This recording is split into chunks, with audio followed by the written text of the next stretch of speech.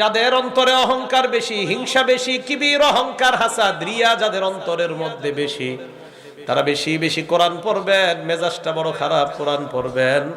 কোরআন যত বেশি পড়বেন আপনার অন্তর তত বেশি স্বচ্ছ হয়ে যায়, পরিষ্কার হয়ে যাবে কোরআন যত পড়বেন। ওয়াহুদা, কোরআন হলো হেদায়েত। ওয়া রাহমাতুল লিল মুমিনিন, কোরআন হলো ঈমানদারদের জন্য রহমত।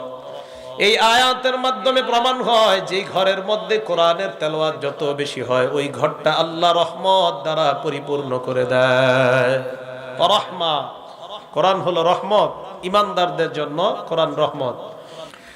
9 নাম্বার, সারা দুনিয়ার ইনসান আর জিন যদি একত্রিত হয়ে যায়, সারা পৃথিবীর মানুষ এবং জিন যদি একত্রিত হওয়ার পর একজন আরেকজনকে যদি সহযোগিতা করে আর বলে চলো আমরা একটা কোরআন বানাই, কোরআনের মতো একটা আয়াত বানাই। সূরা বানী ইসরাঈলের 88 নম্বর আয়াতে আল্লাহ বলেন, কুল ইন ইজতামাতিল ইনসু ওয়াল জিন্নু আলা আন ইয়াতু বিমিসলি হাযাল কুরআন, সারা পৃথিবীর জিন ইনসান সবাই একত্রিত হয়ে যদি এই কোরআনের মতো বানাইতে চায়, লা ইয়াতুনা বিমিসলিহি, কোরআনের মতো তারা বানাইতে পারবে না। ওয়ালাউ কানা বা'দুহুম লিবা'দিন যহিরা, একজন আরেকজনকে সহযোগিতা করলেও সাহায্য করলেও কোরআনের মতো বানানো সম্ভব নয়। এটা কোরআনের একটা চ্যালেঞ্জ কিয়ামত পর্যন্ত। এটা হলো 9 নাম্বার, কোরআনের মতো একটা কোরআন পৃথিবীর কেউ বানাতে পারবে না। 10 নাম্বার, সূরা হিজরের 9 নাম্বার আয়াতে আল্লাহ বলেন, ইন্না নাহনু নাযালনা যিকরা ওয়া ইন্না লাহু লাহাফিজুন, আমি কোরআন নাজিল করলাম, এই কোরআন আমি আল্লাহ হেফাজত করব। আমি কোরআন হেফাজতের দায়িত্ব নিয়ে নিলাম। সারা পৃথিবীর কোরআনগুলা যদি জ্বালিয়ে দেওয়া হয়, সারা পৃথিবীর কোরআন যদি নস্যাৎ করে দেওয়া হয়, বেঈমানরা যদি চায় কোরআন দুনিয়াতে রাখবে না, কোনো সমস্যা নাই। আমাদের বাংলাদেশের লাখ লাখ হাফেজে কোরআন আছে, সারা দুনিয়ায় হাফেজে কোরআন, এদেরকে দাঁড় করায়া দিবেন, আলহামদু থেকে শুরু করবে মিনাল জিন্নাতি ওয়ান নাস পর্যন্ত তারা শোনায়া দেয় কোরআন। এটা আল্লাহ হেফাজত করবে, এটাই সিস্টেম। এখন এই যে কোরআন আল্লাহ হেফাজত করবে, কোরআনের ব্যাপারে 10টা কথা বললাম। এখন কোরআনের ব্যাপারে 12টা ফজিলতের কথা বলবো, মন দিয়ে ফজিলতগুলো শুনবো। 1 নাম্বার, কোরআন যারা পড়ে নিয়মিত তাদেরকে আল্লাহ প্রতিদান যখন দিবে পরিপূর্ণভাবে প্রতিদান দিবে, এবং তাদের অনুগ্রহ, আল্লাহ তাদের প্রতি অনুগ্রহ দিনের পর দিন বাড়াইতেই থাকবে, বাড়াইতেই থাকবে যারা কোরআন পড়বে। সূরা ফাতির আয়াত নাম্বার 29 এবং 30 নাম্বার আয়াত আল্লাহ বলেন, ইন্নাল্লাযীনা ইয়াতলুনা কিতাবাল্লাহ, নিশ্চয়ই যারা কোরআন তেলাওয়াত করে, ওয়া কামুস সালাতা, যারা সালাত কায়েম করে, ওয়া আনফাকু মিম্মা রাযাকনাহুম সিররাও ওয়া আলানিয়া, আমি তাদেরকে যে নিয়ামত দান করেছি, যে সম্পদ আমি মানুষকে দান করেছি, এই সম্পদ থেকে যারা গোপনে প্রকাশ্যে দান করে, ইয়ারজুনা তিজারাতাল লান তাবুর, তারা এমন ব্যবসার আশা করে যে ব্যবসার লাভ কখনো ধ্বংস হবে না। দুনিয়ার মধ্যে ব্যবসার লাভ আছে, লস আছে। কোরআন তেলাওয়াত, নামাজ, দান করা, সদকা করা এমন এক ব্যবসা যে ব্যবসার লাভ কখনো ধ্বংস হবে না, যে ব্যবসার লাভ কোনোদিনও কোনো লস খাওয়ার সম্ভাবনা নাই। আল্লাহ বলেন কেন তারা কোরআন পড়ে, কেন তারা নামাজ পড়ে, কেন তারা দান করে? কয় 2টা কারণে। লিওয়াফিয়াহুম উজুরাহুম ওয়া ইয়াজিদাহুম মিন ফাদলি, 1 নাম্বার লিওয়াফিয়াহুম উজুরাহুম, তাদেরকে যেন আল্লাহ তাদের পরিপূর্ণ প্রতিদান দিয়ে দেয়। ওয়া ইয়াজিদাহুম মিন ফাদলি, তাদের অনুগ্রহ যেন আল্লাহ বৃদ্ধি করে দেয়। এই আয়াত প্রমাণ করে যারা নিয়মিত নামাজ পড়ে, যারা নিয়মিত কোরআন তেলাওয়াত করে, যারা নিয়মিত দান সদকা করে, তাদেরকে আল্লাহ পরিপূর্ণ প্রতিদান দিবেন। শুধু তাই নয়, দুনিয়াতে যতদিন থাকবে তাদের অনুগ্রহ আল্লাহ বাড়াইতেই থাকবে, কমাবে না। নিয়মিত কোরআন পড়তে হবে, নিয়মিত। এটা হলো 1 নাম্বার ফজিলত। 2 নাম্বার ফজিলতের কথাটা, একটা সুন্দর ঘটনা আসছে হাদিসের মধ্যে, ইবনে মাজাহ হাদিস নাম্বার 218 নাম্বার হাদিস। হযরত ওমর ফারুক রাদিয়াল্লাহু তাআলা আনহু আমিরুল মুমিনিন, মুসলমানদের খলিফা, মুসলিম জাহানের খলিফা। এই আরেকটু কমান তো, হালকা একটু কমান। এলো মাইকটা একটু কমান, সামান্য কমান, শুধু কমাবেন আর অন্যদিকে নাড়বেন না। মুসলিম জাহানের খলিফা ওমর ফারুক রাদিয়াল্লাহু তাআলা, সামান্য কমান। উনি তখন মুসলিম জাহানের গভর্নর, উনি মক্কা, মুসলিম জাহানের খলিফা, উনি মক্কার গভর্নর বানাইলেন নাফি ইবনে আব্দুল্লাহ নামে এক ব্যক্তিকে। কথাটা বোঝার চেষ্টা করব। মুসলমানদের খলিফা ওমর ফারুক রাদিয়াল্লাহু তাআলা মক্কার গভর্নর বানাইলেন যাকে, তার নাম নাফি ইবনে আব্দুল্লাহ। তো মক্কার গভর্নর নাফে, ওনার অধীনে আবার মক্কার গ্রাম্য অঞ্চলগুলো আছে। হযরতে ওমরের সাথে এই নাফে রহমতুল্লাহি আলাইহির একদিন সাক্ষাৎ হয়েছে এক জায়গায়, জায়গাটার নাম উসফান। উসফান নামক জায়গায় হযরতে ওমরের সাথে নাফের দেখা হওয়ার পর নাফেকে হযরত ওমর প্রশ্ন করলেন, মান ইস্তাখলাফতা আলা আহলিল ওয়াদি, মক্কার গ্রাম্য অঞ্চলের গভর্নর তুমি কাকে বানিয়েছো, শাসক তুমি কাকে বানাইছো? হযরতে ওমর মক্কার শাসককে প্রশ্ন করে, মক্কার আশেপাশের গ্রাম্য অঞ্চলের শাসক তুমি কাকে বানাইলা? এদুরু বুঝে আসছে আপনাদের? হযরতে ওমর মক্কার গভর্নরকে জিজ্ঞাসা করলেন, মক্কার আশেপাশের গ্রামের শাসক কারে বানাইছে? মক্কার গভর্নর জবাব দিলেন, ইবনে আবজা নামে এক ব্যক্তিকে বানাইছি। ওমর ফারুক পাল্টা প্রশ্ন করলেন, মান ইবনু আবজা, ইবনে আবজা আবার কে? এই কথা শোনার পর মক্কার গভর্নর জবাব দিলেন, হুয়া রাজুলুম মিন মাওয়ালিনা, ইবনে আবজা হলো আমাদের একজন মুক্ত গোলাম, আমরা তাকে গোলাম হিসাবে রাখছিলাম, আমরা তাকে আজাদ করে দিছি, এমন একজন গোলামকে আমরা গ্রাম্য অঞ্চলের শাসক বানাইলাম। হযরতে ওমর কয়, একজন গোলামকে শাসক বানাইলাম, ওমরের উদ্দেশ্যই নয় গোলাম একজন নিম্ন স্তরের মানুষ, এটা বলা উদ্দেশ্য না। হযরতে ওমরের উদ্দেশ্য হলো একজন গোলামকে শাসক বানাইলা, লেখাপড়া জানে কিনা? লেখাপড়া জানে ওয়ালা কোনো মানুষকে শাসক বানাইলে ভালো, লেখাপড়া যে জানে না তাকে শাসক বানাইলে তো সমস্যা। এই কথা বলার পর মক্কার গভর্নর জবাব দেয়, আমিরুল মুমিনিন, তাকে আমি গ্রাম্য অঞ্চলের শাসক বানিয়েছি তিনটা কারণে, তার মধ্যে তিনটা গুণ আছে, এই তিন গুণের কারণে তাকে শাসক বানায়া দিলাম। এক নাম্বার, ইন্নাহু লাকারিউন লিকিতাবিল্লাহ, লোকটা যদিও গোলাম, লোকটার মাঝে কোরআনের পরিপূর্ণ জ্ঞান আছে, কোরআনের বিষয়ে বিশেষজ্ঞ একজন আলেম। তাই আমি গোলাম হওয়া সত্ত্বেও তাকে আমি মক্কার আশেপাশের এলাকার গভর্নর বানিয়ে দিলাম। কোরআন আছে তার মাঝে। দুই নাম্বার, আলিমুন বিল ফারাইজ, এই লোকটা ফরজ বিদ্যা সম্পর্কে অনেক অভিজ্ঞ। তিন নাম্বার, কাজী, এই লোকটা বিচার কাজ জানে ভালো, এই জন্য তাকে গভর্নর বানাইলাম। হযরত ওমর এই কথা শোনার পর বললেন, ইন্না নাবিয়াকুম সাল্লাল্লাহু আলাইহি ওয়াসাল্লাম ক্বাল, নবীজি বলেছেন, ইন্নাল্লাহা ইয়ারফাউ বিহাদাল কিতাবি আকওয়ামা ওয়া ইয়াদউ বিহি আখারিন, আল্লাহ এই কোরআনের মাধ্যমে একদল মানুষের মর্যাদা বাড়ায় দেয়। একজন গোলামের মাঝে কোরআন থাকার কারণে আল্লাহ তার মর্যাদা বাড়াইতে বাড়াইতে এত বড় মর্যাদা দিয়ে দিলেন, আল্লাহ তাকে শাসক হিসাবে কবুল করে নিলেন। কোরআন, এই হাদিস দ্বারা বোঝা যায় কোরআন যে জানে তারই শাসক বানানো দরকার। বুঝে আসেনি? যার মাঝে কোরআনের জ্ঞান আছে তাকেই শাসক বানানো উচিত, এই হাদিস দ্বারা এটাই বোঝা যায়। তো ওমর ফারুক রাদিয়াল্লাহু তাআলা আনহু বললেন যে আল্লাহ পাক রব্বুল আলামিন কোরআনের কারণে মানুষের মর্যাদা বাড়ায়। বিসমিল্লাহ। রিকশা চালক যদি কোরআন পড়ে তার মর্যাদা বাড়াবে কে? কোটিপতিও যদি কোরআন পড়ে তার মর্যাদাও আল্লাহ বাড়াবে। তো কোরআনের কারণে মানুষের মর্যাদা বাড়ে, এটা আমরা বুঝতে পারলাম। তো দুই নাম্বার ফজিলত, কোরআন যে যত বেশি পড়বে তার মর্যাদা বাড়ায় দিবে কে?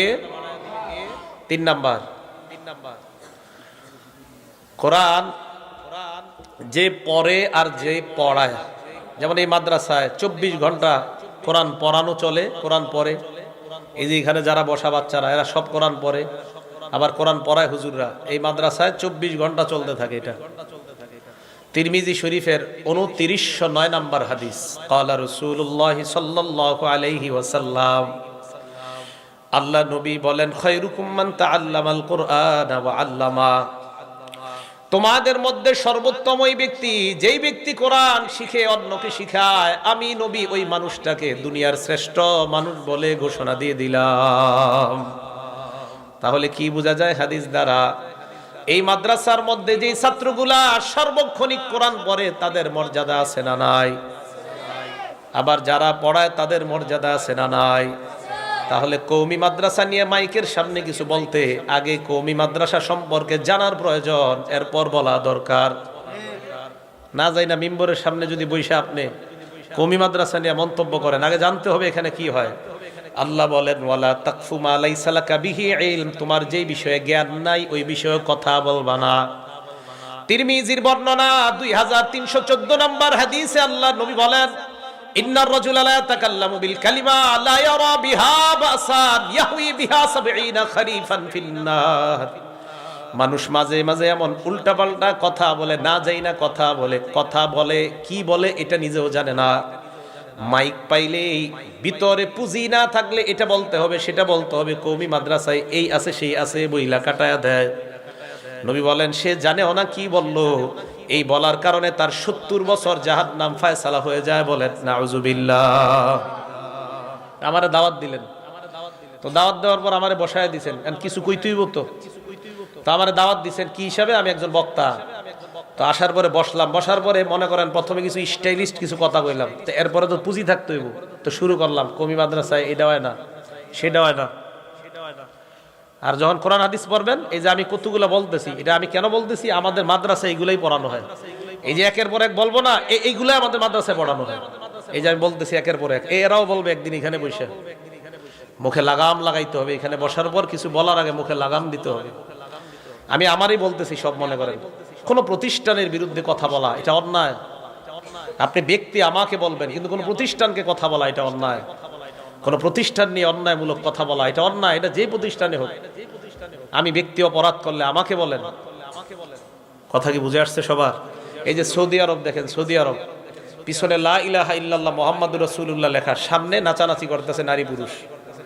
সৌদি আরব আলেমরা ফতুয়া দেওয়ার মতো ফতুয়া পায় না। কি ফতুয়া দিছে? তাবলিগওয়ালারা খারাপ ফতুয়া একটা দিয়ে দিছে। তাবলিগের কোন ব্যক্তি খারাপ হইতে পারে, তাবলিগ করি আমি ব্যক্তিগত খারাপ হইতে পারে, কিন্তু তাবলিগ প্রতিষ্ঠানটাকে আপনি খারাপ বলতে পারেন না। তো বলছিলাম এই জায়গায় বসার পর আজে বাজে কথা কখন হবে? ভিতরে পুঁজি না থাকলে এ আজে বাজে কথাই আসবে। তিরমিজি শরীফের 2909 নম্বর হাদিস বললাম। তিরমিজি শরীফের আরেকটা হাদিস শুনেন, 2315 নম্বর হাদিস। ক্বালা রাসূলুল্লাহ সাল্লাল্লাহু আলাইহি ওয়াসাল্লাম, আল্লাহ নবী বলেন ওয়াইলুল লিল্লাযী ইউহাদ্দিসু লিইউদহিকা বিহিল কওম, ওই ব্যক্তি ধ্বংস যে ব্যক্তি মানুষের সামনে কথা বলে মানুষকে হাসানোর জন্য। ফায়াকযিবু, এরপর কথার মধ্যে মিথ্যা বলে, এদিক সেদিক ইনিয়ে বিনিয়ে খুব স্টাইল করে কথা বলে। আর একটা প্রতিষ্ঠানকে আঘাত করা হয় মানুষ সামনে, গোবর মাথায় নিয়ে হাসতে থাকে একদল, বুঝেও না কেন হাসে। আল্লাহ নবী কয় এই যে তুমি আন্দাজি মিথ্যা বইলা মানুষকে হাসাইলা, ওয়াইলুল্লাহ ওয়াইলুল্লাহ, তুমি ধ্বংস। বলেন নাউজুবিল্লাহ। হাসানো যাবে না, এটা আমানত। এই মিম্বর আমানত। আল্লাহ আমাদের সকলকে, আমরা যারা শ্রোতা আর বক্তা, আমরা যেন কথার লাগাম টেনে কথা বলতে পারি, আল্লাহ তৌফিক দান করেন। তিরমিজি শরীফের 2616 নম্বর হাদিস।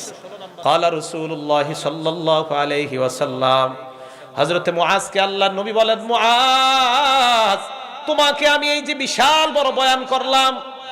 নবীজি হযরত মুআজকে এত বড় একটা লম্বা বয়ান করছে, করার পর নবী বললেন, মুআজ তোমার নামাজ ঠিক থাকবে, রোজা ঠিক থাকবে, হজ ঠিক থাকবে, যাকাত ঠিক থাকবে, জিহাদ ঠিক থাকবে, একটা কাজ যদি তুমি করতে পারো।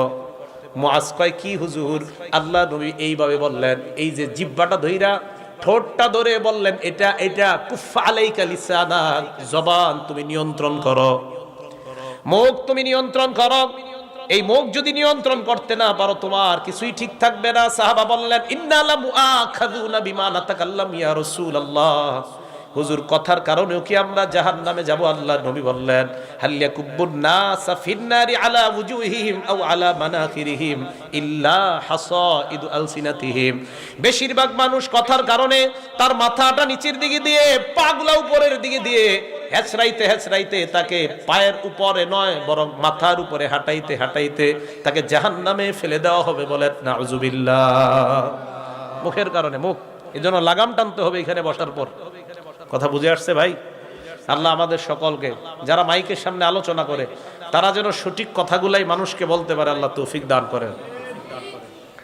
তো বলছিলাম কোরআনের 3 নাম্বার মর্যাদা, যে কোরআন শিখে আর যারা শিখায় তারা দুনিয়ার শ্রেষ্ঠ। কোরআনের 4 নাম্বার মর্যাদা, এটা ভালো করে শোনেন। বিসমিল্লাহ। তিরমিজি শরীফের 2910 নাম্বার হাদিস, খুব ভালো করে শোনেন। ক্বালা রাসূলুল্লাহ সাল্লাল্লাহু আলাইহি ওয়াসাল্লাম, আল্লাহ নবী বলেন, মান ক্বারা হারফাম মিন কিতাবিল্লাহ, কোরআনের একটা অক্ষর যেই ব্যক্তি পড়ে, আমার সাথে বলতে হবে কয় অক্ষর? সবাই বলেন, কোরআনের কয় অক্ষর পড়ে? এক অক্ষর কোন ব্যক্তি যদি পড়ে, ফালাহু বিহি হাসানা ওয়াল হাসানাতু বিআশরি আমসালিহা, সাথে সাথে তার আমল নামায় 10টা সওয়াব আল্লাহ লিপিবদ্ধ করে দেয়। মনে করেন আমরা আলহামদুলিল্লাহ সূরা শেষ করলাম, শেষ করার পর আলহামদুলিল্লাহর পরের সূরাটার নাম কি? সূরা বাকারা। সূরা বাকারা শুরু করলাম, আলিফ লাম মিম। এই যে আমরা আলিফ লাম মিম বলে শুরু করলাম, পড়েন তো আমার সাথে আলিফ লাম মিম। আপনারা সাধারণ যারা একটু পড়েন তো আলিফ লাম মিম পড়ছেন তো? সূরা আলী ইমরানের শুরুতেও আলিফ লাম মিম, কোন সূরার শুরুতে হামিম, কোন সূরার শুরুতে কাফ, কোন সূরার শুরুতে কাফ হা ইয়া আইন সাদ। মুফাসসিরিনে কেরাম লিখছেন আলিফ লাম মিমের অর্থ আল্লাহ ছাড়া কেউ জানে না, কাফ হা ইয়া আইন সাদের অর্থ আল্লাহ ছাড়া কেউ জানে না, কফের অর্থ আল্লাহ ছাড়া কেউ জানে না, নুনের অর্থ আল্লাহ ছাড়া কেউ জানে না। এবার আমার সাথে আপনারা বলবেন, সূরা ফাতিহা শেষ করলাম, করার পর সূরা বাকারা শুরু করলাম, আলিফ লাম মিম। বলেন তো এই আলিফ লামের মিমের অর্থ একমাত্র জানে কে? আমরা জানি। আলিফ লাম মিমের অর্থ কোন মানুষ জানে? তো যেহেতু আমরা জানি না, জালিকাল কিতাব থেকে আমাদের সওয়াব শুরু হবে। কি বলেন? না, আলিফ লাম মিমের তো অর্থ জানি না, তো জালিকা থেকে সওয়াব শুরু হবে। অর্থ না জানলে কি সওয়াব হবে? নি বুঝে নেই না, মাইকের সামনে তো বলা হচ্ছে সওয়াব হবে না, আপনি কইলে হইব নাকি? মাইকে জনগণকে মাইকের সামনে বলে অনেক মানুষ বুঝাচ্ছে, এটা কোনো লাভ নাই অর্থ ছাড়া বইরা। তা আল্লাহ অর্থ ছাড়াই শুরু করলো আলিফ লাম মিম, তাহলে জালিকা থেকে সওয়াব শুরু হওয়া দরকার। আলিফ লাম মিমের সওয়াব কেন হবে? তো অর্থই নাই। তাহলে ওই কথা ঠিক না ভুল? তাহলে আলিফ লাম মিমের অর্থ আছে না নাই? নবী বলেন আলিফ লাম মিম, এই আলিফ একটা অক্ষর, লাম একটা অক্ষর, মিম একটা অক্ষর, যখন তুমি পড়লা সাথে সাথে তোমার আমল নামায় 30টা সওয়াব লিপিবদ্ধ হয়ে যায়। মনের মধ্যে কেউ রাগ নিয়ে আমার কথাগুলো বুঝেন না, মনের মধ্যে রাগ ছাড়া ভালোভাবে কথাগুলো বুঝেন। আলিফ লাম মিম এগুলার অর্থ না, এরপর আল্লাহ সওয়াব দিবে। তাহলে যদি বলি অর্থ ছাড়া পড়লে সওয়াব হবে না, এটা ভুল কথা, এটা অন্যায় কথা। আল্লাহ এই অন্যায় কথা থেকে বেঁচে থাকার তৌফিক দান করেন। এগুলো 4 নাম্বার ফজিলত। 5 নাম্বার ফজিলত, যারা কোরআন পড়ে, ইমানদার যারা কোরআন পড়ে তাদের দৃষ্টান্ত মিষ্টি কমলার মতো। সুবহানাল্লাহ। বলেন, যারা কোরআন পড়ে ইমানদার তাদের দৃষ্টান্ত কার মতো? টক কমলা না, মিষ্টি কমলা। বুখারী শরীফের 5427 নাম্বার হাদিসের বর্ণনা। ক্বালা রাসূলুল্লাহ সাল্লাল্লাহু আলাইহি ওয়াসাল্লাম, আল্লাহ নবী বলেন, মাসালুল মুমিনিল্লাযী ইয়াকরাউল কুরআন কামাসালিল উতরুজ্জাত, যেই ইমানদার কোরআন পড়ে তার দৃষ্টান্ত হলো মিষ্টি কমলার মতো। কিসের মতো? মিষ্টি কমলা। রিহুহা তাইয়িবুন, যেই কমলার ঘ্রাণ বড় চমৎকার, তা'মুহা তাইয়িবুন, স্বাদও বড় চমৎকার। আরে মুসলমান, নিয়মিত যদি কোরআন পড়েন, আপনি ঈমানওয়ালা আর আপনি ঘ্রাণওয়ালা, একদিকে আপনার ঈমান আর একদিকে আপনার কোরআন। কোরআন পড়লে এই কারণে আপনার ঘ্রাণ, আর ঈমানের কারণে আপনার স্বাদ। যদি নিয়মিত আপনি কোরআন পড়তে পারেন, আপনি স্বাদওয়ালা এবং ঘ্রাণওয়ালা আল্লাহর কাছে ঈমানদার হয়ে যান। যেই ঈমানদার নিয়মিত কোরআন পড়ে তার দৃষ্টান্ত মিষ্টি কমলার মতো। সুবহানাল্লাহ। ওয়া মাসালুল মুমিনিল্লাযী লা ইয়াকরাউল কুরআন, যেই ঈমানদার কোরআন পড়ে না তার দৃষ্টান্ত কামাসালিত তামর, খেজুরের মতো। কিসের মতো? খেজুর। বলেন তো, যে ঈমানদার কোরআন পড়ে তার দৃষ্টান্ত মিষ্টি কমলার মতো, আর যে ঈমানদার কোরআন পড়ে না তার দৃষ্টান্ত হলো খেজুরের মতো। কেমন খেজুর লারি হালাহা, যেই খেজুরের কোনো গ্রান নাই, ওয়া তা'মুহা তাইয়্যিবুন, তবে তার একটু মিষ্টি আছে। খেজুর মিষ্টি আছে কেন? ওই যে ইমানদারের ইমান আছে তাই স্বাদ আছে। কিন্তু ইমানদার কোরআন না পড়ার কারণে তার কোনো গ্রান নাই। আর যেই ইমানদার কোরআন পড়ে তার স্বাদও আছে, গ্রানও আছে। তার দৃষ্টান্ত মিষ্টি কমলার নেই। আর যে ইমানদার কোরআন পড়ে না, এই জন্য তার গ্রান নাই, তবে তার স্বাদ আছে, ওই যে ইমান আছে। এই বুঝে আসছে সবার? এবার দেখেন, ওয়ামাসালুল মুনাফিকিল্লাযী ইয়াকরাউল কুরআন, কোন মুনাফিক যদি কোরআন পড়ে, কোন মুনাফিক যদি কোরআন পড়ে, তার দৃষ্টান্ত কামাসালির রায়হানা, শস্য ফুলের মতো। শস্য ফুলের গ্রান আছে, তা'মুহা মুররুন, তবে তার স্বাদ একদম তিতা। মুনাফিক এজন্য স্বাদ তিতা, কিন্তু গ্রান আছে ওই যে কোরআন পড়ে। ওয়ামাসালুল মুনাফিকিল্লাযী লা ইয়াকরাউল কুরআন, যেই মুনাফিক কোরআন পড়ে না, তার দৃষ্টান্ত কামাসালিল হানজালা, মাকাল ফলের মতো। যেই মাকাল ফলের কোনো গ্রান নাই, ওয়া তা'মুহা মুররুন, আবার তার স্বাদও একদম তিতা। বুঝে আসছে সবার? তাহলে যেই ইমানদার কোরআন পড়ে, আপনারা বলবেন, আমি আর বলবো না, যেই ইমানদার কোরআন পড়ে তার দৃষ্টান্ত কার মতো? মাশাআল্লাহ। আর যেই ইমানদার কোরআন পড়ে না, তার দৃষ্টান্ত কার মতো? এই তো বুঝে আসছে আপনাদের। আর মুনাফিক কোরআন পড়ে শস্য ফুলের মতো, এটার গ্রান আছে কিন্তু ওই যে আপনার তিতা তিতা, স্বাদ নাই, কারণ ইমান নাই। আর যে মুনাফিক কোরআন পড়ে না, এটা হলো মাকাল ফলের মতো, এটা স্বাদও নাই, এটা গ্রানও নাই, এটা তিতা, মজাই নাই এটা। আল্লাহ আমাদের সকলকে 1 নাম্বার ইমানদার হওয়ার তৌফিক দান করেন। নিয়মিত কোরআন পড়ব তো ইনশাআল্লাহ, করেন করেন সবাই। হাফেজ সাহেব যারা মাদ্রাসা থেকে ফারেগ হবেন, পারলে ডেলি, মাওলানা অবস্থায় তো মাওলানা হওয়ার আগে সম্ভব না, মাওলানা হওয়ার আগে অন্তত 3 পারা ডেলি, মাওলানা হওয়ার পরে ডেলি আপনারা যেভাবে পড়বেন, প্রথম দিন পড়তে হবে সূরা ফাতিহা থেকে সূরা মায়েদা পর্যন্ত হাফেজ সাহেবরা মাওলানা হওয়ার পরে, দ্বিতীয় দিন সূরা মাইদা থেকে সূরা ইউনুস পর্যন্ত, তৃতীয় দিন সূরা ইউনুস থেকে সূরা বানী ইসরাইল পর্যন্ত, চতুর্থ দিন সূরা বানী ইসরাইল থেকে সূরা শুআরা পর্যন্ত, পঞ্চম দিন সূরা শুআরা থেকে সূরা আস-সাফফাত পর্যন্ত, ষষ্ঠ দিন সূরা আস-সাফফাত থেকে সূরা কফ পর্যন্ত, সপ্তম দিন সূরা কফ থেকে সূরা নাস পর্যন্ত। ফামি বিশাউকিন, এই হলো শর্ট অক্ষর। ফা মিম, ফা দিয়ে সূরা ফাতিহা, মিমে সূরা মায়েদা, ইয়া সূরা ইউনুস, বিশাউকিন বায়ে সূরা বানী ইসরাইল, শিনে সূরা শুআরা, শাউকিন কফে শাও ওয়াও ওয়াও ওয়াও আস-সাফফাত, কফে সূরা কফ, আর শেষে তো সূরা নাস পর্যন্ত। এটা হলো হাফেজ সাহেবরা মাওলানা হওয়ার পরে। সাধারণ পাবলিকরা যদি পারেন তা তো অনেক ভালো, ডেলি যদি আপনি পারেন এরকম প্রথম দিন সূরা মায়েদা, এটা হলো 7 মঞ্জিলে কোরআন খতম। কয় মঞ্জিলে? মুফতি ফজলুল হক আমিন সাহেবের নাম শুনছেন সবাই? মরার আগ পর্যন্ত এই 7 দিনে 1 খতম কোরআন শরীফ পড়তেন। হ্যাঁ, 69 বছর বয়সে মারা গেছে, এই মরার আগ পর্যন্ত এইভাবে 7 মঞ্জিলে খতম পড়তেন। ওনার ব্যাপারে আসছে যে ওনার মতো এত কিতাব মোতালা করার মতো মানুষ বাংলাদেশে আছে কিনা, উলামায়ে কেরাম একমত, এই লোকটাও 7 দিনে 1 খতম কোরআন শরীফ পড়ে। আর ওনার মাওয়াইজে মুজাহিদি মিল্লাতের মধ্যে আসছে ওনার ব্যাপারে, জেলখানায় 4.5 মাসে ডেলি 1 খতম কোরআন শরীফ পড়ছে।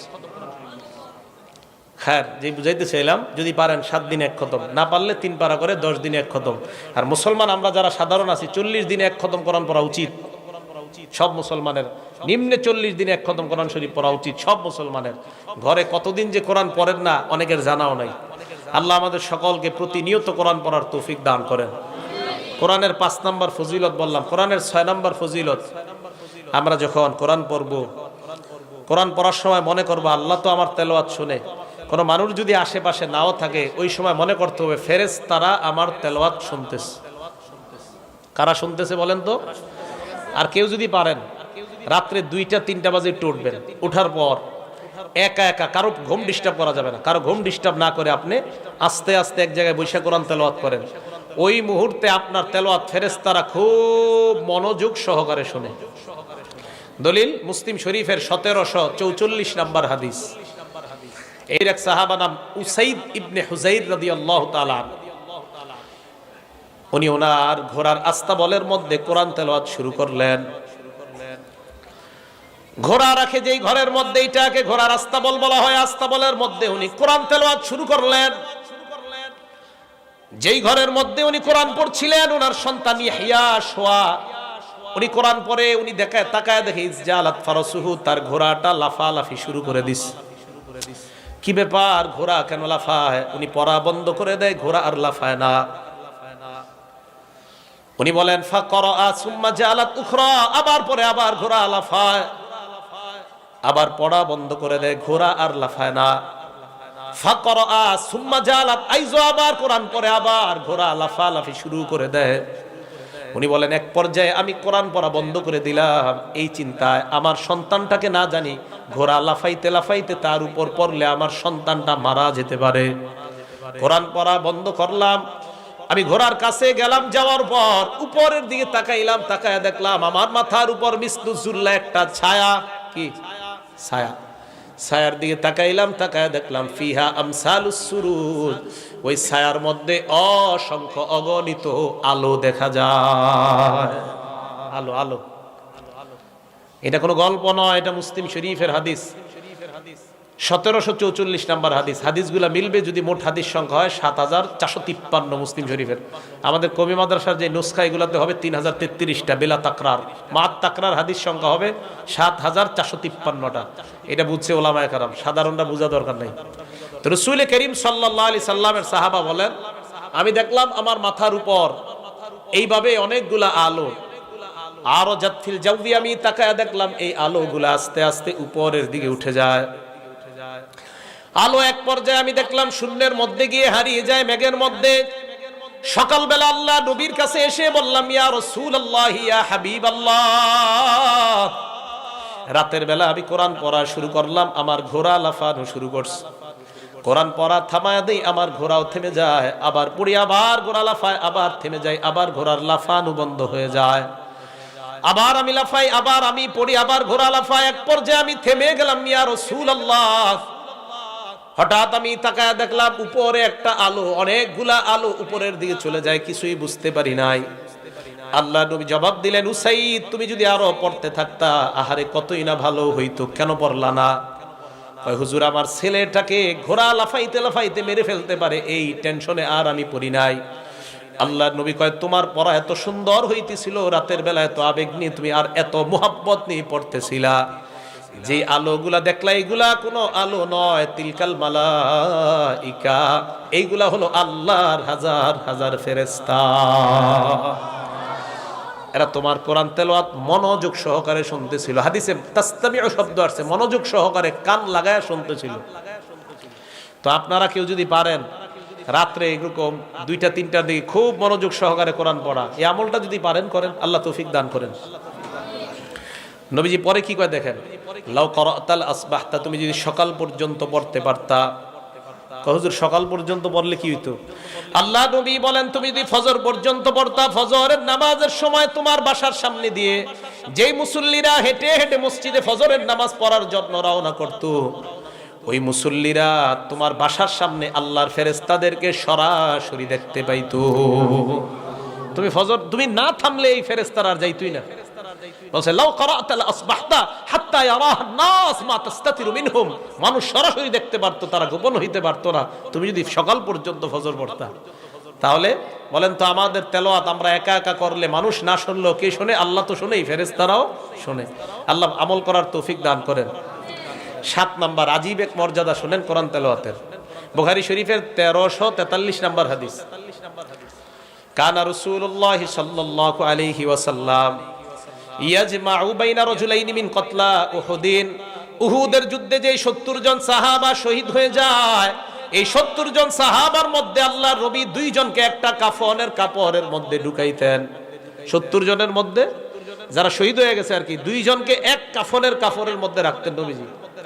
কাফনের কাপড়ের মধ্যে রাখার পর আল্লাহ নবী যখন কবরের মধ্যে রাখবেন, ওই সময় নবী সাহাবাদেরকে প্রশ্ন করতেন আইয়ুহুম আকসারু আখজান লিল কোরআন, এই 2 জনকে যে আমি কাফনের কাপড়ের মধ্যে পেঁচাইলাম, তাদের 2 জনের মধ্যে কোরআন জানে বেশি কে? বলেন সুবহানাল্লাহ।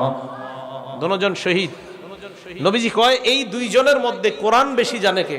আপনারা বিশ্বাস করেন এই হাদিসটা যখন আমি পড়ি অনেকক্ষণ থেমে থাকি যে কি বলে এই জায়গায়। 2 জন শহীদ এক কাফনের কাপড়ে এক কবরে নবীজি দাফন করবেন, ওই জায়গায় নবী প্রশ্ন করতেছে 2 জনের মধ্যে কোরআন পারে বেশি কে? ওনারা কিন্তু 2 জন মারা গেছে। সাহাবারা বলতেন হুজুর ওই জন, মানে ইঙ্গিত করতেন ফাইদা উশিরা ইলা আহাদিহিমা, একজনের জন্য যখন দেখায় দিতেন হুজুর 2 জনের মধ্যে ওই ব্যক্তি কোরআন পারে বেশি, আল্লাহ নবী তার লাশটাকে আগে কবরের মধ্যে গুরুত্ব দিতেন। বলেন সুবহানাল্লাহ। তাহলে বলেন কোরআনওয়ালার মর্যাদা আছে না নাই? 8 নাম্বার কোরআনের মর্যাদা।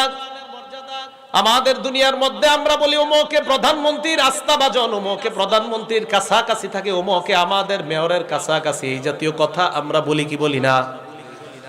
বলেন তো সারা দুনিয়ার বাদশাদের বাদশা কে? আরো জোরে বলেন কে? এখন আমি আপনাদেরকে বলি, আমরা যদি আল্লাহর কাছাকাছি হইতে পারি এটা আমাদের লাভ কি লাভ না? দুনিয়ার মধ্যে মানুষ পরিচয় দেয় আমি অমুকের অনেক কাছাকাছি, আমরা আজকে থেকে পরিচয় দিব আমরা আল্লাহর কাছাকাছি। রাজি আছেন সবাই? ইবনে মাজার 215 নম্বর হাদিসের বর্ণনা, আল্লাহর নবী বলেন ইন্না লিল্লাহি আহলিনা মিনান নাস। আল্লাহর নবী বলেন মানুষের মধ্যে কিছু মানুষ আছে এমন যারা আল্লাহর পরিবারভুক্ত। সুবহানাল্লাহ। কার পরিবার? আল্লাহ। সাহাবারা কয় হুজুর এটা আবার কি বললেন? আল্লাহর আবার পরিবার কারা? নবীজি জবাব দিলেন আহলুল কোরআন হুম আহলুল্লাহি ওয়া খাসাতুহু। যারা কোরআন পড়ে এই কোরআনওয়ালারা হলো আল্লাহর পরিবার এবং আল্লাহর বিশেষ আস্থাভাজন। মনে রাখবেন আপনাদের মধ্যে যারা কোরআন যত বেশি পড়বেন ওই ব্যক্তি আল্লাহর তত কাছাকাছি হয়ে যাবেন। যারা কোরআন যত বেশি পড়বো তারা আল্লাহর তত কাছাকাছি হয়ে যাবে। এটা যে বলেন উলামায়ে কেরামের মধ্যে যারা কোরআন বেশি পড়বে তারা আল্লাহর কাছাকাছি হয়ে যাবে। ফজলুল হক আমিন হিসাবে দেখতাম ওনার এক কথা আর 1 লক্ষ আলেমের এক কথা, ওনার এক কথায় পুরা বাংলাদেশ কাইবা পুরা দুনিয়া কাইবা যেত এক কথায়। কেন? পরে বুঝছি হুজুরের কোরআনের সাথে এত বেশি সম্পর্ক ছিল তাই ওনার এক কথার ওজন হইতো 1 কোটি মানুষের কথার ওজন। পিছে কে আছে সামনে কে আছে দেখতো না, কথা একটা বলতো বাস বাবা পুরা দুনিয়া এটা নিয়ে তোলবার হয়ে যেত। তো বুঝলাম কেন জানেন? ওই কোরআনের সাথে সম্পর্ক ছিল বেশি, কথার ওজন মর্যাদা, আল্লাহর কাছাকাছি লোক তো মর্যাদা দিয়ে দিতে। ওলামায়ে কেরাম ঠিক না হুজুর কথাগুলা? ওলামায়ে কেরাম বলতে পারবে যে ওনার কথার কত দাম ছিল, কত পাওয়ার ছিল। তো বলছিলাম যারা কোরআন পড়ে তারা আল্লাহর কাছাকাছি হয়ে যায়। আল্লাহ আমাদের সকলকে কোরআন পড়ার তৌফিক দান করেন। 9 নাম্বার, কোরআন যারা পড়ে এই হাদিসটা এইভাবে বুঝেন। আবু দাউদ শরীফের 4843 নম্বর হাদিস, ক্বালা রাসূলুল্লাহি সাল্লাল্লাহু আলাইহি ওয়াসাল্লাম, আল্লাহ নবী বলেন ইন্না মিন ইজলালিল্লাহ ইকরামাদিস শাইবাতিল মুসলিমি ওয়া হামিলিল কোরআন ওয়া ইকরামাদিস সুলতানিল মুকসিদ। 3 ব্যক্তিকে সম্মান করা। জোরে বলেন কয়জনকে সম্মান করা? 1 নাম্বার সাদা দাড়িওয়ালাকে সম্মান করা। সাদা দাড়িওয়ালা মুরব্বী মসজিদের মধ্যে আসছে, হইতে পারে তার কারণে একটু সমস্যা হতে পারে, মুরব্বীরা অনেক সময় নিজের ব্যালেন্স ঠিক রাখতে পারে না। আল্লাহ নবী কয় এই মুরব্বীকে যদি সম্মান করতে পারো সাদা দাড়িওয়ালাকে সম্মান করা। 2 নাম্বার ওয়া হামিলিল কোরআন, কোরআনওয়ালাকে সম্মান করা। 3 নাম্বার ওয়া ইকরামাদিস সুলতানিল মুকসিদ, ইনসাফগার ন্যায়পরায়ণ শাসককে সম্মান করা। 1 নাম্বার সাদা দাড়িওয়ালাকে সম্মান করা, 2 নাম্বার কোরআনওয়ালাকে সম্মান করা, 3 নাম্বার ন্যায়পরায়ণ শাসককে সম্মান করা। এই 3 জনকে সম্মান করা মানে আল্লাহ নবী কয় আল্লাহকে সম্মান করা। সাদা দাড়িওয়ালাকে সম্মান করা মানে আল্লাহকে সম্মান করা। হাফেজে কোরআনকে সম্মান করা মানে আল্লাহকে সম্মান করা। ন্যায়পরায়ণ শাসককে সম্মান করা মানে আল্লাহকে সম্মান করা। আমি আপনাদের কাছে জানতে চাই, বলেন আজকে থেকে হাফেজে কোরআন সাদা দাড়িওয়ালা তাদেরকে সম্মান করব কি করব না? তাহলে মাদ্রাসার হাফেজে কোরআনদের সম্মান আছে না নাই? এলো 9 নাম্বার মর্যাদা। 10 নাম্বার মর্যাদা যে হাফেজে কোরআন, আবু দাউদ শরীফের 1464 নাম্বার হাদিসের বর্ণনা, ক্বালা রাসূলুল্লাহি সাল্লাল্লাহু আলাইহি ওয়াসাল্লাম, আল্লাহ নবী বলেন ইউকালু লি সাহিবিল কোরআন, কোরআনওয়ালাকে কিয়ামতের ময়দানে বলা হবে ইকরা ওয়ারতাকি, পড়ো আর চড়ো, মানে ওঠো, পড়ো আর ওঠো উপরে। ওয়ারাত্তিল কামা কুনতা তুরাত্তিলু ফিদ দুনিয়া, তুমি আস্তে আস্তে পড়ো যেমন দুনিয়ায় ধারাবাহিকভাবে আস্তে আস্তে কোরআন পড়তা। কোরআন আস্তে আস্তে পড়বে না, কোরআন পড়তে পড়তে কিছু আশ্চর্য জায়গায় যাবেন, যাওয়ার পর থামবেন, চিন্তা করবেন। আব্দুল্লাহ ইবনে আব্বাস এবং আব্দুল্লাহ ইবনে মাসউদ বলেন এই তোমরা কোরআনের যেসব আশ্চর্য জায়গা ওইসব জায়গায় তোমরা থেমে যাও।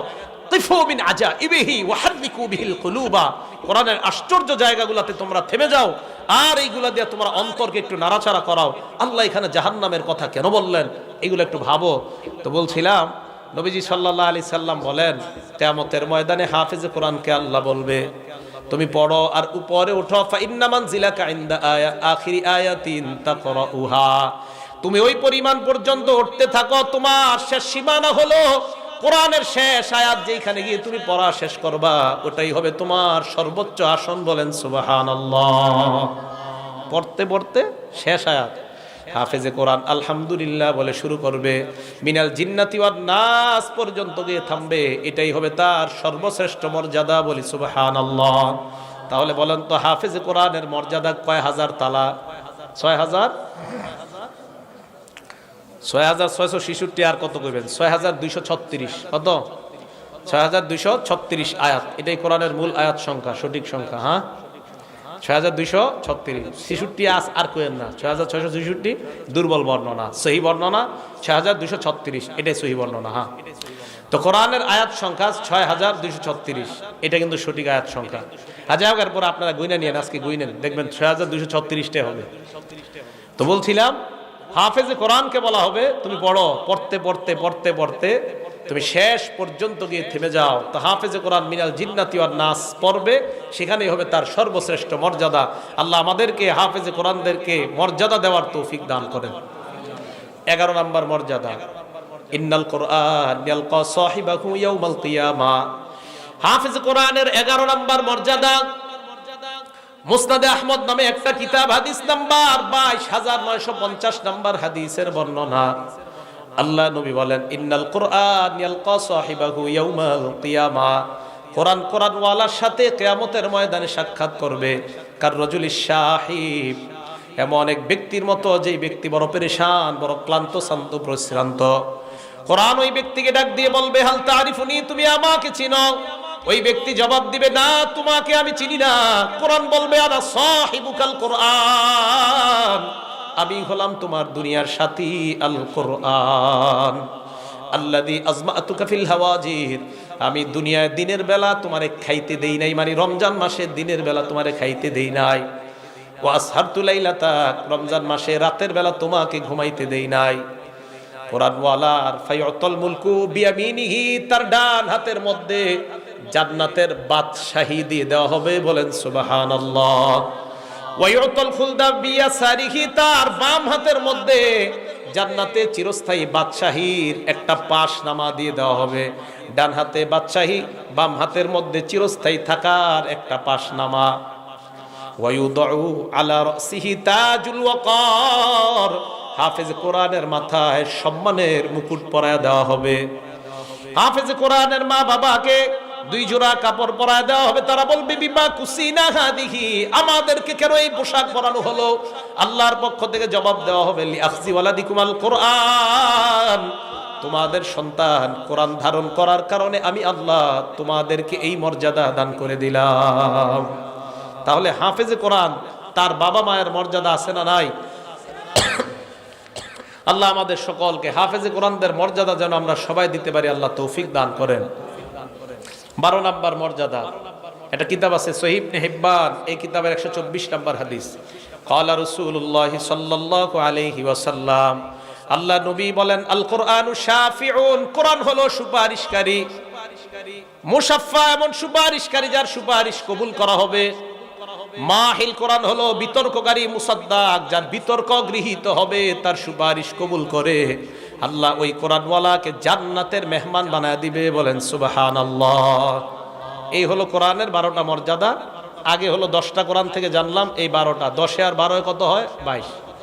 এখন 7টা বিষয় গুরুত্বপূর্ণ, যেটা আমাদের সকলের জানা খুব জরুরি।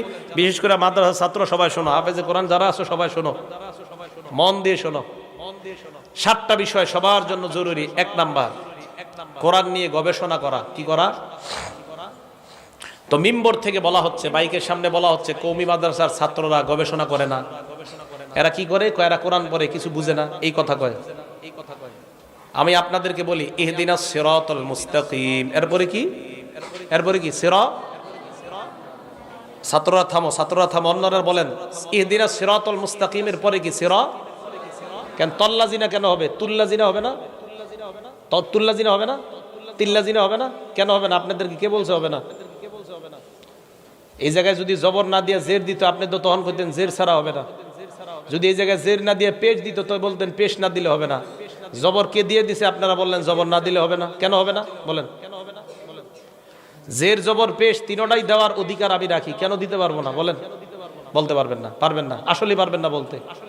এই তয়ের উপরে কেন জবর হবে, এই জবরটা কেন হবে, এই যোগ্যতা অর্জন করা হয় মাদ্রাসার ছাত্রদেরকে প্রথম 4-5 বছর।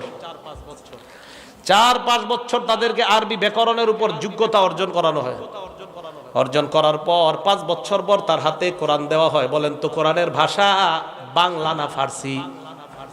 হ্যাঁ, এই জন্য মাদ্রাসার একটা ছাত্রকে কোরআন দেওয়ার আগে আগে তাকে 4 বছর 5 বছর আরবির উপর যোগ্যতা করবানো হয়। যোগ্যতা অর্জন করার পর তাকে কোরআন দেওয়া হয়। কোরআন দেওয়ার পর 30 পারা কোরআন তাকে অনুবাদ পড়িয়ে দেওয়া হয়। এরপর 30 পারা কোরআনের অনুবাদ পড়ার পর আরেকটু উপরে উঠলে তাকে একটা কিতাব দেওয়া হয়। কিতাবটার নাম তাফসিরে জালালাইন। এই তাফসিরে জালালাইন কিতাবটা আরবি কোরআন, আবার আরবি ব্যাখ্যা, এটা বাংলা না, আরবি টু আরবি, আরবি টু আরবি, আরবি টু আরবি তাফসীর। যেমন আল্লাহ বলেন ওয়ায়াকুলুনা মাতা হাযাল ওয়াদু, আল্লাহ বলেন ওয়ায়াকুলুনা মাতা হাযাল ওয়াদু, এটার আরবি তাফসীর হলো মাতা ওয়াদুল হাসরি। কিছুই বুঝেন নাই। আল্লাহ এই আয়াতে বলে কখন কিয়ামত হবে, এটা আল্লাহ বুঝাইতে চায়। আমাদের ছাত্রগুলাকে 5 বছর 4 বছর আরবির উপর যোগ্যতা অর্জন করার পর এরপর তাদেরকে কোরআন দেওয়া হয়, এরপর তাদেরকে আরবি টু আরবি তাফসীর দেওয়া হয়। এরপর মেশকাত জামাতে মানে দাওরায়ে হাদিস, এই বছর পরে মাওলানা হওয়ার আগের বছর তাদেরকে একটা কিতাব দেওয়া হয়। এই কিতাবটার নাম হলো তাফসিরে বাইজবি। এই তাফসিরে বাইজবি আপনাদের সাধারণ পাবলিকের সামনে যদি দেই, আপনি পড়ার সময় আপনার দাঁত কয়টা থাকবে আর থাকবে না আমার জানা নাই। এই তাফসিরে বাইজবি যদি দেই, কারণ এটার মধ্যে জের জবর কিছু নাই। ওই যে বললেন তয়ের উপরে জের আছে, কিন্তু এই কিতাবে জের জবর কিছু নাই, তখন কই যাবেন? এই তাফসির আমাদের ছেলেদেরকে মাওলানা হওয়ার আগের বছর পড়ানো হয়। মাওলানার বছর বুখারী শরীফের মধ্যে কিতাবুত তাফসীর অধ্যায় পড়ানো হয়। আলহামদুলিল্লাহ এই অধ্যায়টা পুরাটা আমি পড়াই। তা আমি জানি ছাত্রদেরকে কি পড়াই, তো ছাত্রদেরকে আমি তো পড়াচ্ছি। আপনি মাইকের সামনে বসে বলে দিলেন যে এরা পড়ে না, মাদ্রাসা ছেলেরা কোরআন পড়ে কিন্তু বুঝে না কিচ্ছু। কি বুঝে না মানে? আমাদের মেশকাত জামাতের মানে মাওলানা হওয়ার আগের বছর জামাতের ছাত্র 10 জনের সামনে বসেন, আপনারা মডার্ন 10 জন এসে বসেন, চাপার দাঁত তো একটাও থাকবে না, বসেন না এসে। মাদ্রাসার ছাত্র মেশকাতে যারা পড়ে মানে মাওলানার আগের বছর বসেন আপনারা এদের সাথে। মাওলানা যারা হয়ে গেছে তাদের সাথে না, মাওলানার আগের বছর যারা, ওদের সাথেই বসেন না। তাহলে কি বলতে চান? এই জন্য সাবধান, মুখে লাগাম দেওয়া কথা বলার আগে। আর আপনারা যুবকরাও ঠিক ঠিক করে লাফাইতে থাকেন, বুঝেনও না, না বুঝেন বাস লাফান। মাথায় গোবর থাকলে আন্দাজি লাফাইবেন। এই যে এতক্ষণ পর্যন্ত দলিলের পর দলিল দিলাম, দলিলের পর দলিল দিলাম, এরপর আমার দলিল কেন ভালো লাগবে না জানেন? আমি মাযহাব মানি তাই। যদি আমি মাযহাব না মানতাম তখন তো হুজুরের মতো আলেম পুরো দুনিয়াতে নাই। আমি মাযহাব মানি, ও এটি আমরাও পারি, এরকম কইব কেন? আমি মাযহাব মানি তাই। আমি মাযহাব মানি না দলিল দিব না, না দলিল আপনি দিলে হইব নাকি? মাযহাব মানেন কেন? আর মাযহাব না মানে 2টা হাদিস কইলে ওনার মতো হাদিস কইতে পারবে? এক জায়গায় গেছি, যাওয়ার পর কানে কানে একজন এসে কয় হুজুর আপনি কিন্তু এখানে জানেন তো মনে হয় এলাকাটার ব্যাপারে। আমি বুঝছি উনি মাযহাব মানে না, যে ব্যক্তি কানে কানে কইতেছে, তো এখানে বয়ান করতে একটু ভাইবা শুনে বয়ান করেন। আমি কই কি বলতে হবে বলেন? যে কোনো একটা এলাকায়, এটা ওইদিকের একটা এলাকা আছে, যাই হোক। তো আমার বলতেছে আপনি এই জায়গায় আপনার আগে যারা বয়ান করেছে শুনেছেন তো? আমি কই হ্যাঁ, আমি সবারটা শুনি নাই, এশার নামাজ এসে পড়ছি, এশার পরে একজনের আলোচনা শুনছি। বুঝছেন তো কি পরিমাণ কোরআন হাদিস কইছে? আমি কই হ্যাঁ বুঝলাম। তো কয় আসলে আপনিও বৈশা টৈশা যেন উল্টা পাল্টা কিছু শুরু না করেন, যতক্ষণ বলবেন কোরআন হাদিস পারলে বললেন, না বললে নাই মাঝে বলতেছে আমার। তো আমি বুঝলাম হযরতে কি বুঝাইতে চায়। তো আমি বললাম আমার আগে একটু আগে যিনি বয়ান করছে উনি কয়টা হাদিস বলছে? কই তো প্রায় 3টা-4টা হাদিস বললো আর হাদিসের ব্যাখ্যা চললো। আমি কয়টা বলতে হবে বলেন? এটা অহংকারের জন্য না, এটা আমাদের মাদ্রাসায় কি পড়ানো হয় এটা আপনাদেরকে বলতেছি। আপনি বলবেন যদি পারেন 7-8টা হাদিস বইলা বাস এটার উপর ব্যাখ্যা করে শেষ করবেন। 39টা হাদিস বলছি, গনা 39টা। নামাজের দাঁড়ানো নিয়ে আমার হাদিস বলতে বললো, 61টা হাদিস বলছি দাঁড়ানোর ব্যাপারে, দাঁড়ানো নামাজে। তখন আমি বললাম ভাই হবে এইগুলা, ওই যে মাযহাব মানি আমি, এইগুলা মানে এতগুলা হাদিস বললাম, এইগুলা আসলে এই আমি মাযহাব মানি। এটা কষ্টের কথা, অনেক বড় কষ্টের কথা। মাযহাব যারা না মানে তাদেরকে হিট করতেছি না, মানে আমি নিজেরই কইতেছি আজকে মাযহাব মানি, কোরআন হাদিস যতই কম এইগুলো আমরাও পারি। এই একটা শব্দ বলে ইউটিউবাররা কারো বিরুদ্ধে কিছু লিখবেন না ইউটিউবে, আমি কারো বিরুদ্ধে বলছি না, আমি আমাকে বলছি, মানে বড় কষ্ট। মাযহাব মানি কেন, তাই কোরআন হাদিস যতই বলবো কাজ নাই, এইগুলো আমরাও পারি। বুঝাইতে চাইলাম অনেক বড় কষ্ট। তাই এক নাম্বার কোরআন নিয়ে গবেষণা করা। সূরা সদের মধ্যে আল্লাহ বলেন কিতাবুন আনজালনাহু ইলাইকা মুবারাকুল লিয়াদাব্বারু আয়াতি, এটা এমন এক কোরআন যে কোরআন আমি আপনার উপর নাজিল করলাম। কেন নাজিল করলাম? লিয়াদাব্বারু আয়াতিহি, যাতে তারা গবেষণা করতে পারে। বলেন আমাদের মাদ্রাসায় গবেষণা হয় কি হয় না? যা বলেন প্রথম থেকেই গবেষণা হয় নাকি গবেষণার জন্য তাদেরকে আগে তৈরি করা হয়? মাদ্রাসার ছাত্ররা কোরআন গবেষণা করার আগে তাদেরকে আগে আরবি ভাষার উপর তৈরি করা হয়। 2 নাম্বার কোরআনের হক, কোরআন সংরক্ষণ করার দায়িত্ব এটা আমাদের। হাফেজে কোরআন যারা আছি আমাদের দায়িত্ব হলো কোরআন নিয়মিত পড়া। আপনারা যারা 10টা সূরা শিখছেন একটাও ভুলা যাবে না, যদি একটা ভুলে যান আল্লাহর কাছে জবাবদিহিতা করতে হবে। হাফেজে কোরআন হাফেজ হওয়ার পর যদি আপনি চর্চা না করে ভুলে যান আল্লাহর কাছে কিয়ামতের ময়দানে জবাব দিতে হবে। আল্লাহ বলেন তোমাকে আমি অন্ধ করে তুলবো। 16 নাম্বার পারা 19 নাম্বার পৃষ্ঠা আছে ওমান আরাদা আন যিকরি ফাইন্না লাহু মাঈশাতান দনকা, যারা আমার কোরআনকে এড়িয়ে চলবে আমি তাদের জন্য অনটনপূর্ণ জীবিকা দিব। ওয়া নাহশুরুহু ইয়াওমাল কিয়ামাতি আমা, কিয়ামতের ময়দানে তাদেরকে আমি অন্ধ অবস্থায় উঠাবো। বলেন নাউজুবিল্লাহ। হাফেজ সাহেবরা খুব সাবধান, কোরআন কিন্তু ভুলা যাবে না শেখার পর। আপনারা সাধারণ জনগণ 10টা সূরা শিখছেন একটাও ভুলা যাবে না, প্রতিদিন চর্চা করতে হবে। যদি চর্চা কইরা ভুলে যান তো ঝামেলা নাই, চর্চা না করে যদি একটা সূরা ভুলে যান আল্লাহর কাছে কিয়ামতের মাঠে দাঁড়াইতে হবে। তা 2 নাম্বার কোরআন প্রত্যেককে ধরতে হবে। এবার ছাত্র ভাই আর যারা আছেন সবাই গুরুত্বপূর্ণ একটা হাদিস শুনেন, ছাত্ররা শুনো। বুখারী শরীফের 5033 নাম্বার হাদিস, নবীজি বলেন তাআহাদুল কোরআন, কোরআনের যত্ন নাও।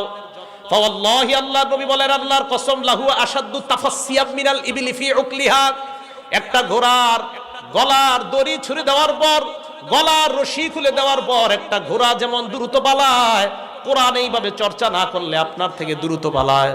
আবার বলছি, একটা ঘোড়ার বাদন খুলে দেওয়ার পর ঘোড়া যেমন দ্রুত পালায়, কোরআন শিখার পর কোরআনের চর্চা না করলে কোরআন ওই ঘোড়ার চাইতে, ওই গাধার চাইতে, উটের চাইতে আরো দ্রুত পালিয়ে যায়। একটা উট এটার বাদন খুলে দিলে যেমন দ্রুত পালিয়ে যায়, কোরআন যারা পড়ছেন মুখস্থ করছেন হাফেজে কোরআন সাহেবরা বেশি ভালো করে শোনেন, কোরআন যদি চর্চা না করেন আপনার থেকে ওই দ্রুতগামী উট যত দ্রুত পালায় এর চেয়ে আরো দ্রুত কোরআন পালিয়ে যাবে। হ্যাঁ, সবাই কোরআন পড়তে হবে নিয়মিত। হাফেজ সাহেব যারা মাওলানা মুফতি মুহাদ্দিস হওয়ার পরে কোরআন চর্চা ছাড়া যাবে না নিয়মিত। হ্যাঁ, কিন্তু খবর আছে, খুব সাবধান। বুখারী শরীফের 5033 নাম্বার হাদিস, নবীজি বলেন কোরআন চর্চা না করবা দ্রুতগামী ওটের চাইতে তোমার কোরআন আরো দ্রুত পালিয়ে যাবে তোমার থেকে। কোরআন চর্চা করতে হবে। 2 নাম্বার। 3 নাম্বার, কোরআন পড়ার সময় অন্তরটা যেন বিগলিত হয়। মাঝে মাঝে কিছু আয়াত নিয়ে গবেষণা করা যেন আপনার অন্তরটা বিগলিত হয়, চোখ দিয়ে যেন পানি বের হয়। বুখারী শরীফের বর্ণনা 5055 নাম্বার হাদিস, আব্দুল্লাহ ইবনে মাসউদ রাদিয়াল্লাহু তাআলা আনহুকে আল্লাহর নবী বললেন ইকরা আলাইয়া, তুমি আমারে পড়া শোনাও, কোরআন পড়া শোনাও। আব্দুল্লাহ ইবনে মাসউদ জবাব দেয় ইয়া রাসূলুল্লাহ আকরাউ আলাইকা উনজিলা, আপনারে আমি কোরআন পড়া শোনাবো, কোরআন তো আপনার উপর অবতীর্ণ করা হয়েছে। আল্লাহর নবী জবাব দেয় ইন্নী আশতাহি আন আসমাহু মিন গায়রি, আমার মাঝে মাঝে অন্যের কাছ থেকে কোরআন শুনতে মন চায়, তুমি আমাকে কোরআন শোনাও। আল্লাহর নবী এই কথা বলার পর আব্দুল্লাহ ইবনে মাসউদ সূরা নিসা থেকে পড়া শুরু করলেন। পড়তে পড়তে যখন 41 নাম্বার আয়াতে গেলেন, কয় নাম্বার আয়াত? 41 আয়াতে যাওয়ার পর আল্লাহর নবী আব্দুল্লাহ ইবনে মাসউদকে বলেন থামো, এই থামো। তো থামছে, ঘটনা কি, কেন থামাইলেন নবী? এই আয়াতে আল্লাহ বলেন ফাকাইফা ইদা জিনা মিন কুল্লি উম্মাতিন বিশাহিদ, সেদিন কেমন অবস্থা হবে যেদিন আমি প্রত্যেকটা উম্মত থেকে একজন সাক্ষী বের করব, সেদিন কি অবস্থা হবে অপরাধীদের অবস্থা। আমাদের নবী উম্মতের চিন্তা করে ওই জায়গায় আব্দুল্লাহ ইবনে মাসউদকে থামায়া দিলেন, ইবনে মাসউদ তুমি থামো। আব্দুল্লাহ ইবনে মাসউদ বলেন নবীর চোখগুলোর দিকে আমি তাকাইলাম, তাকায়া দেখলাম আইনাহু তাজরিফান, নবীর চোখ থেকে উম্মতের মায়ায় পানি পড়তেছে। আহারে কি অবস্থা হবে কিয়ামতের মাঠে উম্মতের। নবী বললেন থামো, থামে গেছে। সেই জন্য ওলামায়ে কেরাম যারা ওনারা পড়ার সময় যদি এইসব জায়গায় অটোমেটিক চোখের পানি আসে জায়েজ আছে, ইচ্ছা করে জোরে জোরে কান্না করা মাকরু হবে। তো এইভাবে যদি আপনার কোরআনের কোনো আশ্চর্য জায়গায় চোখের পানি এসে যায়, জাহান্নামের কথা শুই না চোখের পানি আসা অটোমেটিক, এটা জায়েজ আছে। অটোমেটিক চোখের পানি আসা এটা জায়েজ আছে, এটা হাদিস দ্বারা প্রমাণিত। নাসাই শরীফের 1214 নম্বর হাদিস। এই হাদিসের বর্ণনায় মুতাররিফ তার বাবা থেকে বলেন, আমি নবীজির কাছে গেলাম, যাওয়ার পরে নবীজিকে দেখলাম এক জায়গায় নামাজ পড়তেছে। নামাজ পড়ার সময় দেখলাম ওয়ালি জাওফিহি আজিজুন কাজিজিল মিরজাল, আল্লাহ নবীর পেট থেকে ভাতের মারের মতো বুটবুট করে আওয়াজ আসতেছে। চিন্তা করলাম কিসের আওয়াজ, কাছে গিয়ে দেখি নবীজি কাঁদতেছে, কোরআন পড়তেছে, কাঁদতেছে। ওই ভিতর থেকে একটা আওয়াজ বের হইতেছে। নবীজিরে দেখলাম কোরআন পড়া অবস্থায় অটোমেটিক তার চোখ দিয়ে পানি পড়ে। তো বুঝাইতে চাইলাম অটোমেটিক চোখ দিয়ে পানি আসা এটা জায়েজ আছে। ইচ্ছা করে কান্নাকাটি নামাজের মধ্যে করা এটা কিন্তু আবার ঠিক না। আপনি জোরে জোরে ইচ্ছা করে কাঁদলেন এটা ঠিক না। অটোমেটিক নামাজে চোখের পানি এটা জায়েজ আছে। আল্লাহ আমাদেরকে কোরআন পড়া অবস্থায় অন্তর লাগিয়ে যেন কোরআন পড়তে পারে আল্লাহ তৌফিক দান করেন। বিসমিল্লাহ। 4 নাম্বার, কোরআন মাঝে মাঝে অন্যকে শোনানো। হাফেজরা শোনায় দাওর করে, যেটা কয়। আমাদের নবীজি রমজান মাসে জিবরাইল আলাইহিস সালাতু ওয়াস সালামকে শোনাই দেন। আপনারা যারা 10টা সূরা পারেন, বিবিরে শোনাবেন, বিবিরটা আপনি শুনবেন। ছেলেকে শোনাইবেন, মেয়েকে শোনাইবেন, তাদেরটা আপনি শুনবেন। দলিল মুসলিম শরীফের 1749 নম্বর হাদিস। ক্বালা রাসূলুল্লাহ সাল্লাল্লাহু আলাইহি ওয়াসাল্লাম, আল্লাহ নবী বলেন, উবাই ইবনে কাবকে বলেন, উবাই তুমি বসো, আমি তোমারে কোরআন পড়া শোনামু। সুবহানাল্লাহ। নবী তার সাহাবারে কোরআন শোনাবে। হযরত উবাই কয়, হুজুর আমারে কোরআন পড়ে শোনাইবেন। কয়, ইন্নাল্লাহ আমারানি আন আকরা আলাইকা, আল্লাহ আমাকে আদেশ করছে তোমারে যেন কোরআন পড়ে শোনাই। উবাই ইবনে কাব কয়, ইয়া রাসূলুল্লাহ, আল্লাহু সাম্মানি, হুজুর আল্লাহ আমার নাম নিছে, আল্লাহ আমার নাম নিছে। কয়, হ্যাঁ আল্লাহ তোমার নাম নিয়ে বলছে তোমারে যেন কোরআন পড়া শোনাই। কয়, হুজুর আল্লাহ আমার নাম নিছে? হ্যাঁ তোমার নাম নিয়ে বলছে, আমি যেন তোমারে কোরআন পড়া শোনাই। হযরত উবাই কান্নাকাটি শুরু করলেন। কি বোঝা যায় মুসলমান? উবাই ইবনে কাব ওনার কোরআনের সাথে অনেক বড় সম্পর্ক ছিল, তাই উবাইয়ের নাম আমার আল্লাহ তার কুদরতি মুখে উচ্চারণ করে দেয়। আমাদের নবী তার সাহাবাকে কোরআন শোনাইছে, তা আমরা মাঝে মাঝে অন্যকে কোরআন শোনাইব।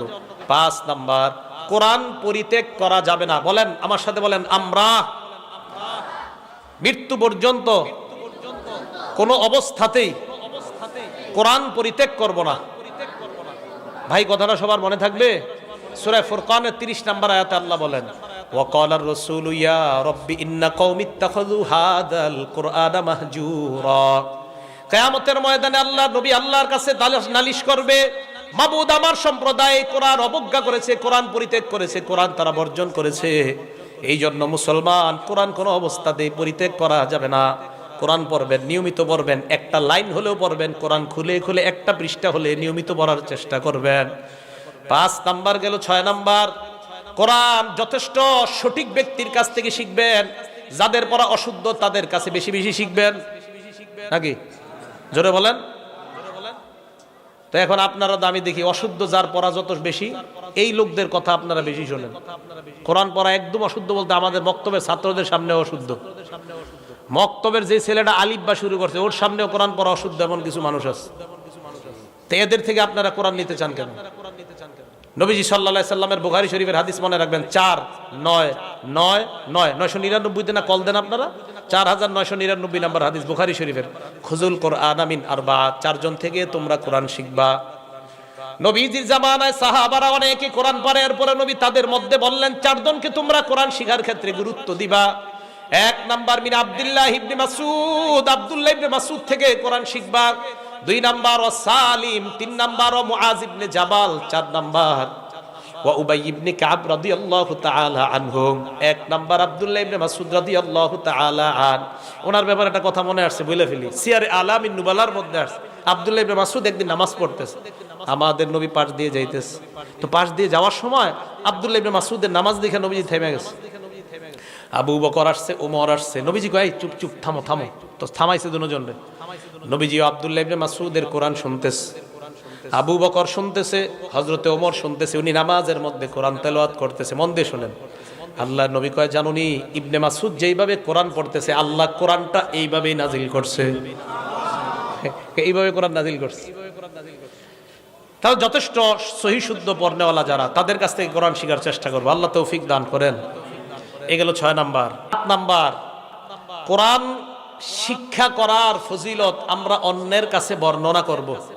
কোরআনের আয়াত শিক্ষা করলে কি ফজিলত, এই ফজিলত আমরা সবাই অন্যের কাছে আমরা বয়ান করব। আবু দাউদ শরীফের 1456 নাম্বার হাদিস। নবী সাল্লাল্লাহু আলাইহি সাল্লাম সাহাবাদেরকে একদিন বললেন, তোমাদের কেউ কি এটা পছন্দ করো, আকিক এবং বুতহান এই দুই বাজারের মধ্যে যাবা? মদিনার দুইটা বাজার, একটা বাজারের নাম আকিক আর একটা বাজারের নাম বুতহান। আল্লাহর নবী বললেন, তোমরা কি এই দুই বাজারের মধ্যে যাইবা? একটা হলো আকিক আর একটা হলো বুতহান। এই দুই বাজারের মধ্যে যাওয়ার পর ফায়াখুযু নাকাতাইনি কাউমা ওয়াইনে জাহরাওয়াইন, তরুতাজা সুন্দর বর্ণের দুইটা উটনি তোমরা ক্রয় করে আনবা। এমন তোমরা কারা কারা চাও? সাহাবারা কয়, হুজুর আমরা সবাই তো চাই এমন দুইটা উট আনার জন্য, তবে আমাদের তো সামর্থ্য কম। এই কথা বলার পর আল্লাহর নবী বললেন, তোমরা এক কাজ করবা, মসজিদের মধ্যে যাইবা, যাওয়ার পর ফায়াতাআল্লামু আয়াতানি মিন আয়াতিল্লাহ, আয়াতাইনি মিন আয়াতিল্লাহ, কোরআনের দুইটা আয়াত তোমরা শিক্ষা করবা। কয়াত? দুই আয়াত। তোমরা মাদ্রাসায় যাও, মসজিদে যাও, কোরআনের দুইটা আয়াত শিক্ষা করবা। দুইটা সুন্দর বর্ণের উটনি তোমাদের সম্পদ হওয়া, এটা তোমাদের কাছে যেমন আনন্দের। কোরআনের দুইটা আয়াত যদি শিখতে পারো, ওই দুইটা দামি মর্যাদা সম্পন্ন উটনির চাইতে বেশি সম্পদ তুমি অর্জন করে নিলা। এরপর নবী বলেন, ওয়া ইনসালাস ফাসালাস, তিনটা আয়াত শিখলে তিনটার চাইতে বেশি। এই হাদিস দ্বারা বোঝা যায়, কেউ যদি 100টা আয়াত শিখে, মদিনার বুতহান আর আকিক বাজারের 100টা উটনি ক্রয় করলে তার যেমন সম্পদ হবে, 100টা আয়াত যদি কেউ শিখতে পারে, এর চাইতে বেশি সম্পদের মালিক আল্লাহ তাকে বানায়া দেয়। এই হলো কোরআনের 7 নাম্বার। আমরা আমাদের দায়িত্ব, অন্যকে আমরা কোরআনের ব্যাপারে বলবো, তাহলে 7টা বিষয় মনে রাখবো। 1 নাম্বার, কোরআন নিয়ে গবেষণা করা। 2 নাম্বার, কোরআন হেফাজতের জন্য আমরা যে কোরআনের যেতটুকু অংশ পারি অতটুকু অংশ নিয়মিত চর্চা করা, ভুলে না যাওয়া। 3 নাম্বার, কোরআন পড়ার সময় অন্তরটা যেন বিগলিত হয়। 4 নাম্বার, কোরআন অন্যকে শোনানো। 5 নাম্বার, কোরআন পরিত্যাগ না করা। 6 নাম্বার, কোরআন সঠিক ব্যক্তির কাছ থেকে শিক্ষা করা। 7 নাম্বার, কোরআন শিক্ষার ব্যাপারে অন্যকে উৎসাহিত করা। কোরআনের আয়াতের কি মর্যাদা, এগুলা অন্যকে জানায়া দেওয়া। এই মোট 29টা ব্যাপার আলোচনা করলাম। প্রথম 10টা, এরপর 12টা 22টা, এরপর 7টা 29টা। এই 29টা কোরআনের ব্যাপারে আমরা জানার পর আমি আপনাদেরকে যতটুকু বুঝাইতে চাইলাম, সেই বোঝানোটা হলো এই, কোরআন শিখা এটা যেমন ছোটবেলা থেকে শুরু করতে হবে, কোরআনের গবেষণাটা শুরু করতে হবে মোটামুটি একটা যোগ্যতা হওয়ার পর। এই যোগ্যতার পর থেকে কোরআনের গবেষণা শুরু করা, এবং কোরআন সংরক্ষণ করার জন্য কোরআন ভুলে যাওয়া যাবে না। আল্লাহ পাক রব্বুল আলামিন